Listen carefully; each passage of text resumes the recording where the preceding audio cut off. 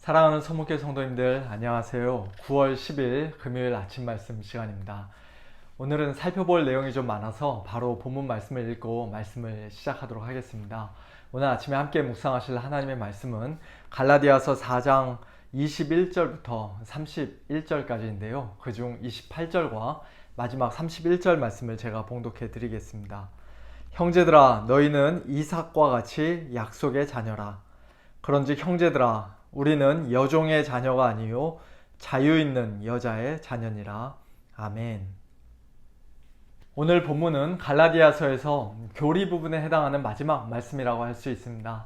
지난 몇 장에 걸쳐서 사도 바울은 사람이 하나님 앞에서 의롭다함을 얻는 것이 율법의 행위를 통해서가 아니라 우리의 어떤 행위나 공로나 업적에 근거하는 것이 아니라 오직 하나님의 은혜로 오직 믿음으로 말미암아 오직 예수 그리스도의 공로에 근거한다는 사실을 강조했습니다. 오늘 저와 여러분에게는 너무나 당연한 말씀으로 들립니다만 사도 바울 당시에 갈라디아 교회 성도들에게는 그렇지 않았던 것 같습니다. 주로 이방인 신자였던 그들은 사도 바울이 처음부터 전했던 이 참된 복음에 굳게 서 있지를 못하고 사도 바울이 갈라디아를 떠난 후에 예루살렘에서 내려온 유대주의자들의 잘못된 가르침에 미혹당하여 이리저리 흔들리고 있었습니다.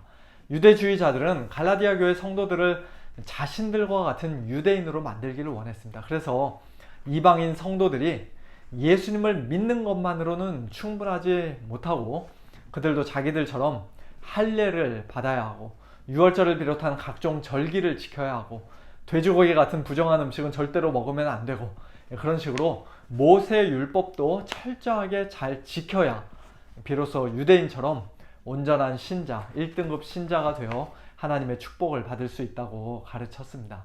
하지만 그런 가르침은 복음을 심각하게 훼손하는 것이죠.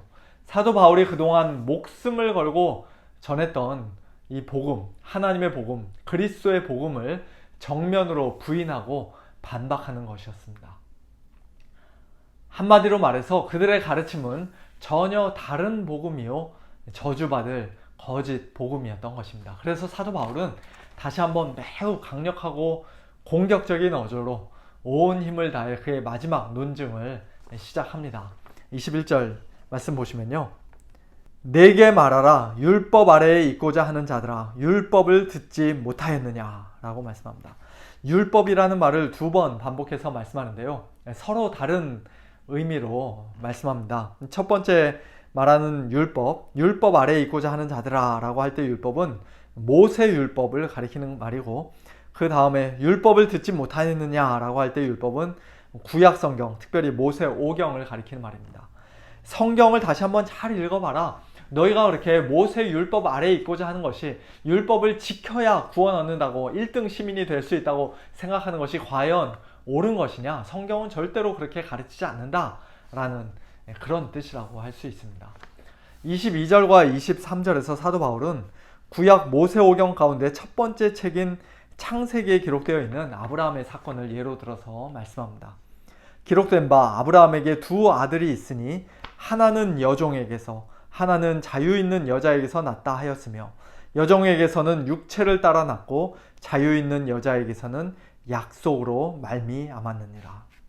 우리가 이미 잘 알고 있듯이 아브라함이 75세였을 때 하나님께서는 그를 찾아오셔서 그에게 아들을 주겠노라고 약속해 주셨습니다. 그러나 한 달이 지나고 1년이 지나고 심지어는 10년이 지나도 하나님의 그 약속은 조금도 이루어질 기미가 보이지 않았습니다. 그러자 아브라함과 사라는 여종인 하갈을 통해 아브라함의 나이 86세 때에 이스마엘을 낳게 되죠. 하지만 하나님께서 아브라함에게 주겠노라 약속하셨던 아들은 그 이스마엘이 아니었습니다. 그로부터 또 13년의 세월이 흘러 아브라함이 99세가 되었을 때 하나님께서는 아브라함을 다시 찾아오셔서 내가 네게 아들을 주겠다. 내년 이맘때 사라가 아들을 낳을 것이다. 그렇게 약속해 주셨습니다. 그리고 아브라함이 100세 때 드디어 그 약속의 아들 이삭이 태어납니다. 겉으로 보면 이스마엘과 이삭 둘 다 분명히 아브라함의 아들이었죠. 하지만 그 둘 사이에는 엄청난 차이가 존재합니다. 먼저 두 사람의 엄마가 다릅니다.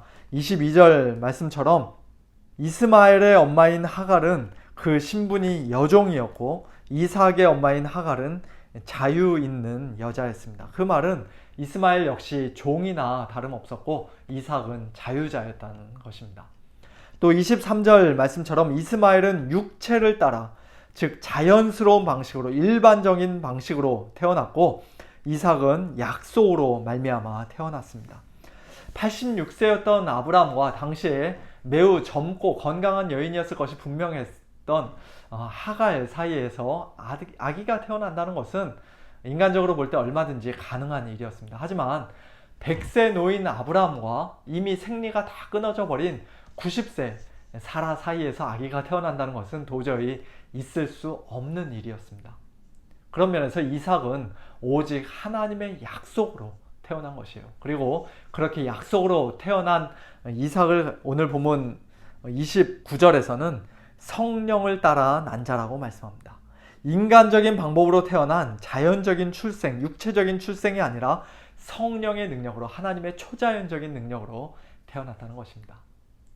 오늘 본문에서 사도 바울은 이와 같은 구약성경 창세기의 말씀, 아브라함의 역사적인 사건을 예로 드는 데서 멈추지 않고 한 걸음 더 나아가 거기서 어떤 심오한 영적 진리, 중요한 원리를 하나 이끌어냅니다. 24절에서는 그것을 비유라고 말씀하는데요. 여기서 비유라고 번역된 말의 원래 뜻은 알레고리적으로 말한다 또는 해석한다 라는 것입니다. 알레고리라는 것은 원래 성경 저자가 전혀 의도하지 않았던 사실을 끄집어내어 소위 영적으로 해석하는 것인데요. 일반적으로는 그리 바람직한 성경 해석 방법이 아닙니다. 하지만 성령의 영감을 받아 성경을 기록한 사도 바울은 이 아브라함의 사건을 전혀 오류 없이 해석하여 거기서 매우 중요한 영적 진리를 알레고리적으로 끌어냈습니다. 그것이 무엇입니까? 이 여자들은 두 언약이라는 것입니다. 즉 하갈과 사라가 각각 서로 다른 언약을, 두 언약을 상징한다는 것입니다. 우선 하갈은 신의 산 언약, 모세의 언약을 상징하는데 그 언약은 다른 말로 하면 율법이요, 옛 언약이요, 육체를 따라 난 언약이요, 그 언약을 지켜 구원에 이르고자 하는 자들을 더욱더 종으로 속박하는 언약입니다. 영원히 지속되는 언약이 아니라 예수님이 이 땅에 오시는 때까지만 필요했던 한시적인 언약입니다.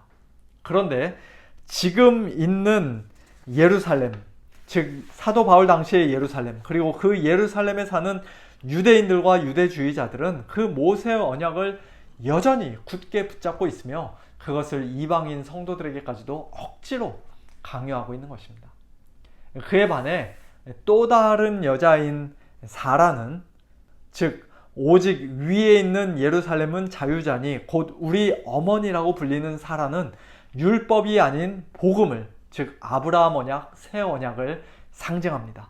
그 언약은 하나님의 약속에 근거한 언약이요, 오직 믿음으로 받는 언약이요, 성령을 따라 난 언약이요, 우리에게 참된 구원과 자유를 주는 언약입니다.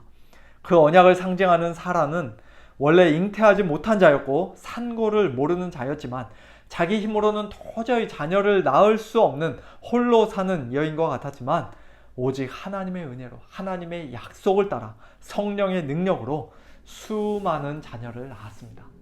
사도 바울 당시에 갈라디아 교회 이방인 성도들이 그 약속의 자녀였고 오늘 저와 여러분 역시도 바로 그 약속의 자녀들입니다. 예수님을 참되게 믿는 우리 모든 성도들은 여종의 자녀가 아니요 자유 있는 여자의 자녀입니다. 이것이 바로 우리 크리스찬들의 참된 정체성이요 신분이에요. 우리는 자유 있는 여자의 자녀요 자유자들입니다. 더 이상 율법에 매여 종노릇하는 자들이 아닙니다.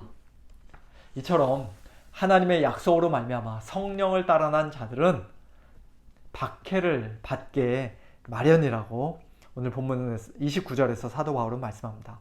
그러나 그때 육체를 따라 난 자가 성령을 따라 난 자를 박해한 것 같이, 즉 옛날 이스마엘이 이삭을 업신여기고 희롱했던 것 같이 이제도 그러하도다. 교회 안에서 육체를 따라 난 자들, 즉 명목상의 크리스찬들, 율법주의자들이 겉으로는 오히려 더 열심히 신앙생활하는 것처럼 보일 수도 있습니다. 그들은 할례도 받고 절기도 지키고 음식도 절제하고 11조도 칼같이 하고 전도도 열심히 하고 이런저런 종교적인 모습으로 늘 분주합니다. 하지만 그들은 복음을 싫어하고 참되게 믿지 않기 때문에 참된 성도들을 싫어하고 박해합니다. 왜 너는 예수 믿는 것만으로 충분하다고 말하느냐? 왜 너는 하나님의 은혜가 족하다고 말하느냐? 왜 너는 우리 힘으로도 얼마든지 할 수 있는데 반드시 성령님의 역사하심이 있어야 한다고 말하냐?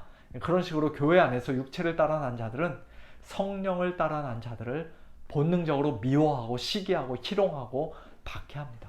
그런 박해를 받을 때 우리는 내 원수를 사랑하라, 내 오른뺨을 맞으면 왼편 뺨도 돌려대라는 예수님의 말씀을 떠올리며 어떻게든지 참고 인내하려 합니다만, 오늘 본문 30절에서 사도 바울은 굉장히 놀라운 말씀, 충격적인 말씀을 하십니다. 그러나 성경이 무엇을 말하느냐? 여종과 그 아들을 내쫓으라. 여종의 아들이 자유 있는 여자의 아들과 더불어 유업을 얻지 못하리라 하였느니라. 창세기 21장에서 아브라함이 하나님의 말씀을 듣고 하갈과 이스마엘을 집에서 내쫓았던 그 장면을 언급하면서 오늘날에도 그런 자들을 쫓아내야 한다는 식으로 말씀합니다.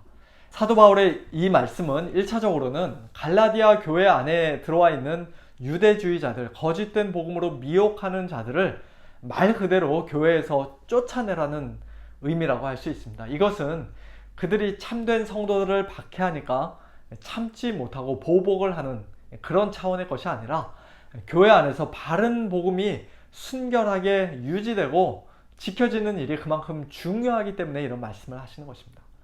교회 안에서 연약한 자들, 신앙적으로 아직 어린 자들과 그들의 실수에 대해서는 우리가 얼마든지 참아주고 용납하고 용서해 주어야 하지만, 그러나 바른 복음이 무엇인지 알면서도 의도적으로 그 복음을 훼손하고 무시하고 대적하는 자들, 거짓 복음으로 성도들을 미혹하는 자들, 참된 성도들을 박해하는 자들에 대해서는 매우 단호해야 합니다. 그래서 교회 권징이 반드시 필요한 것입니다.